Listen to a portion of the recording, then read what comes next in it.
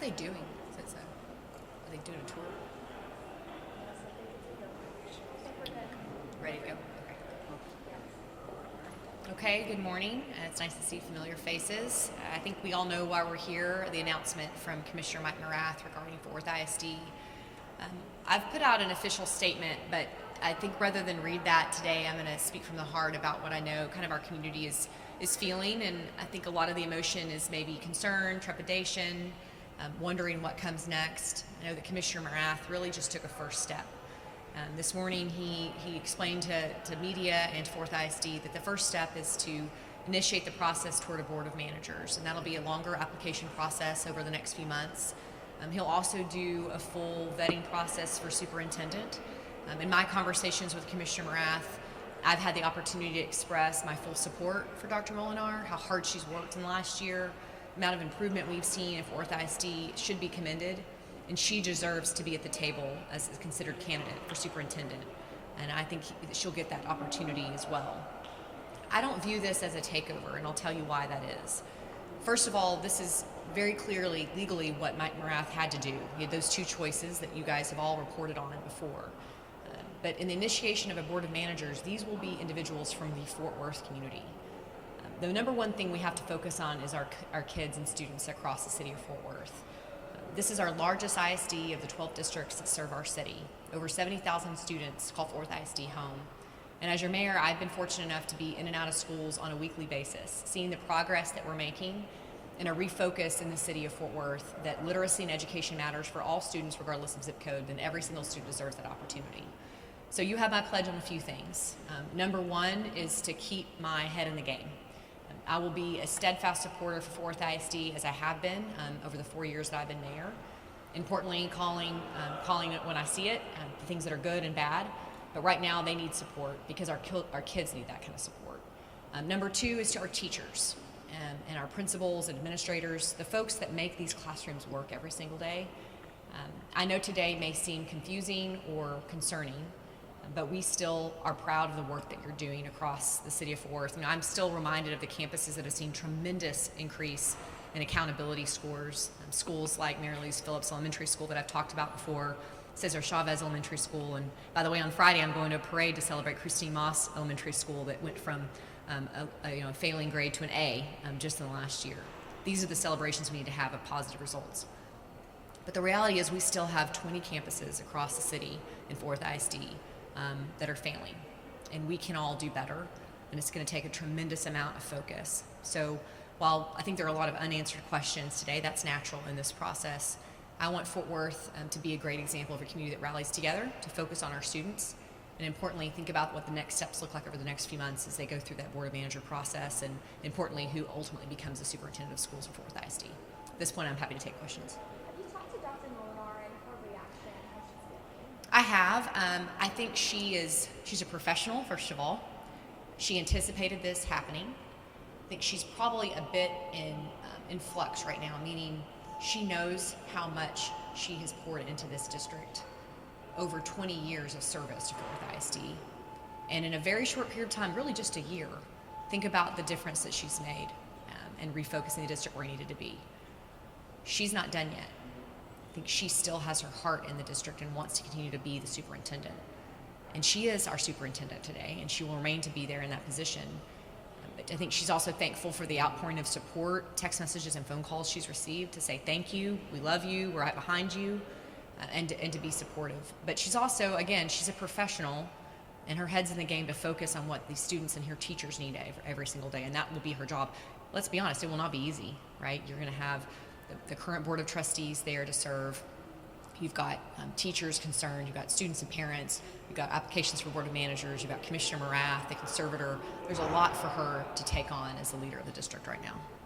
What do you think is the likelihood she will remain superintendent? I'm not a good gambler. I do not know. All I can tell you is that the data will likely inform what Mike Morath decides to do here. It'll be a robust process that he'll undertake to interview different leaders that are capable of being a turnaround superintendent. I know I've personally expressed my interest in Dr. Molinar staying in her position, but I also recognize he sees it from a different perspective as the TA commissioner for the entire state of Texas. And he's seen success in other districts, most notably Houston ISD, where he's brought in someone else. Of course, Mike Miles had a long established tenure as a superintendent that was effective. And so he's weighing all those options right now. Mayor, I know that you have been outspoken. You've been also a source of support for the district and all the things that are taking shape. You said that you will continue to be that support, but describe more specifically how you will move forward in your involvement. Well, importantly, both as your mayor and really the greater community, this decision is made. We can't look back or be frustrated. Now, there is an appeals process that the current Board of Trustees may decide to undertake. You'd have to talk to them about what their decision may be. But because our hands are tied, the decision is made, we're forward thinking. The first most logical next step, Deanna, is really who is going to apply to be on that Board of Managers. If we're going to have a Board of Managers, we want it to be the very best individuals that are capable of serving in that capacity to work alongside our students and our teachers to make Fort Worth ISD the very best district in the state of Texas. So that will likely be where I have a lot of focus. The other piece is what I do every week is visit schools. Sometimes it's for my own personal sanity to get to sit with those kiddos and see what they're doing. It's a lot of fun, a good reprieve sometimes from city business. But I get a lot from that because I'm interacting so much with our students and our teachers and our families. And that gives me an understanding of how they're feeling, especially right now. I'm sure today's news really does hit hard in some ways, especially those campuses that have improved greatly. And they've seen that progress. They probably ask themselves, okay, was it just not enough? What else can I do? And that can be difficult as well. Are you disappointed? No, I'm not disappointed. I'm not surprised. And I have a lot of respect for Commissioner Morath. I've told a lot of groups this in small and larger settings, teachers and parents alike that maybe don't know Commissioner Morath. He's an incredibly accomplished, intelligent individual that is leading education for the state of Texas. He may approach things differently than you or I might, and he may have a lens that's maybe statewide, but he does know what he's doing. And I think he's leading this effort because he believes it's the right thing for Fort Worth ISD, and he has a legal mandate, by the way, with the Texas legislature as well. What I'm most hopeful about is that we can be an example of a community that focuses on the most important things, which is what I led with earlier, which is our students. Yeah. Mayor, who do you think should face for Morath as he goes through this process of releasing the board of managers and eventually the superintendent? My advice is we're not Houston, we're not Alden ISD, we're not Dallas ISD, we're not Austin ISD, we are Fort Worth ISD. And that the best thing he can do as the Commissioner of Education in this process is to make sure he's listening to the city of Fort Worth. And I don't mean the city as an entity, I mean all of us as community members. And I think his Board of Managers has the potential to really reflect that. And he does speak with intention. I watched briefly a few interviews he gave this morning, and it seemed to be he was careful with his words. He knew the gravity of the situation. I appreciated his candor and his directness with Dr. Molinar, with myself and others. He reached out to a lot of people yesterday in preparation for the news this morning. So if he can just keep pressing in that direction, I think he'll be in a good position. But that's the most important thing, is to recognize the individuality of our city. What role does the city play in the success of students? And I asked that because you said, we don't want to look back, but it took many years to get to this point. And I just wonder, as mayor and our city leaders, what role do you guys have to make sure the students are succeeding in these schools? I was asked this question a few weeks ago, and actually it was more of a statement. The statement was, you've utilized a lot of your political capital on education, public education in Fort Worth. And the asked the question was, why? And my response was simple. What else would I spend political capital on? These are our children. These are our students. These are the future leaders of this community. We're the fastest growing community in the entire country, large city. 10th largest. We spout off these accolades all the time. But we will no longer be a successful city if we don't care about every single child in every single classroom across the city of Fort Worth. The reality is right now, not every single student in every single zip code in Fort Worth has access to a great education. And we should no longer think that's acceptable. So specifically, I've used the bully pulpit of this office, and it's not specific to me. It's the power of a mayor and a city and those alongside you to really ask for things to be different, and we've done that. Just over a year ago, we went to the school board and said, please take action to move things forward, and look what's happened in over a year. My support, both in education policy work in Austin, has been effective, and I know that for sure, but it's also just showing up and making sure I'm informed where needed and I can follow along where things are going well, and importantly, taking action when our schools need action. And I think that has really proved to be the case over the last year. Mayor, I who do want you to think pick should be up on on the those accolades that you mentioned. We do talk about Fort Worth going so quickly. What do you think this does? I mean, people are looking to move here all the time, but does this provide stain on Fort Worth's reputation? I don't think it does. I mean, frankly, we've had some big economic development wins just in the last few months. And when you talk to CEOs or C-suite or board members that are looking at a community like Fort Worth, they will often point towards a healthy workforce and that pipeline that does exist here in the city. An incredibly high percentage of higher education graduates every single year across DFW. And we're also leaning into the truth. A lot of transparency has been lifted about where we are with the state of education, especially post-COVID. I mean, let's be honest, the reality we're facing in Fort Worth is not unique to other large urban areas across the country. But maybe the difference is that we're no longer accepting that that's our truth. We want things to look different. And that's true from early education all the way through post-secondary success into career success. And so while today feels like it might have that negative stain, we're focused on the positives as well and really reflecting on how we got here, to your question about, how long it took us to get to this point, and acting with a sense of urgency to make a difference for our students and their education. Mayor, who do you think should be on the board of managers? Who do I think should be on the board of managers?